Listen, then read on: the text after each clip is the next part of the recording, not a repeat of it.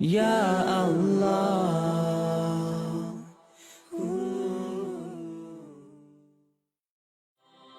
লাইফে আপনি কাউকে এভাবে ভালোবেসেছেন যে তার কথাই কম বেশি সবসময় চিন্তা করেন? না, রোম্যান্টিক ভালোবাসা বলতে আমরা যা বুঝি সেই ধরনের ভালোবাসার কথা আমি বলছি না। এটা এমন এক ধরনের ভালোবাসা যাতে রয়েছে প্রচণ্ড সম্মান, আকুলতা, এক ধরনের তীব্রতা যা আপনার চোখ ভিজিয়ে দেয়। আমার মনে হয় মাইকেল জ্যাকসনের ফ্যানরা ব্যাপারটা ভালো বুঝবে। যখন সে স্টেজে পারফর্ম করত, সবাই ভীষণ আবেগে কান্নায় ফেটে পড়ত। মনে হয় যেন এই হোল সি অফ টিয়ার্স। উত্তেজনায় অনেকে বেহুশও হয়ে যেত। আর কোনো ক্রমে কেউ যদি তাকে একটু জড়িয়ে ধরার সুযোগ পেত, সে তাকে আঁকড়েই ধরে থাকত। ফুটবল ফ্যানরাও ব্যাপারটা ভালো বুঝবে।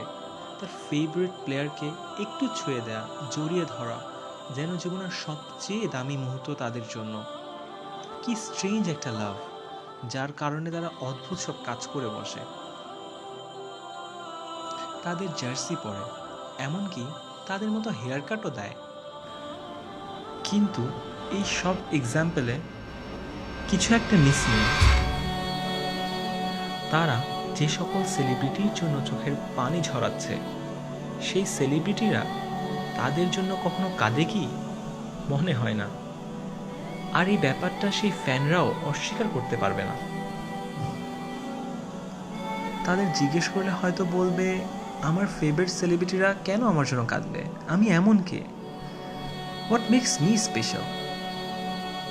আর যদি বলি যে এমন একজন মানুষ ছিলেন যিনি সত্যি সত্যি আপনার জন্য কাঁদতেন, আর এই মানুষটি মর্যাদা, খ্যাতি বা সম্মানে যে কোনো সেলিব্রিটি অথবা পার্সোনালিটির থেকে অনেক অনেক উপরে, তিনি হলেন মুহাম্মদ সাল্লাল্লাহু আলাইহি ওয়াসাল্লাম।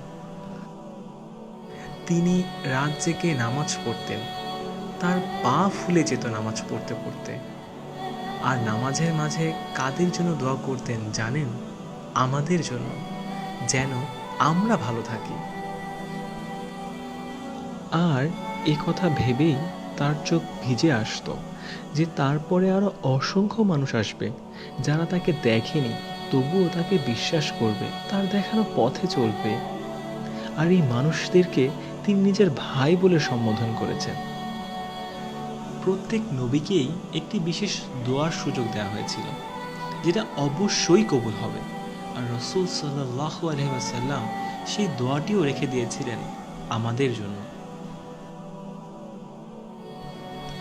আপনার জন্মেরও 1000 বছর পূর্বে আপনার জন্য এই মানুষটি কাঁদতেন।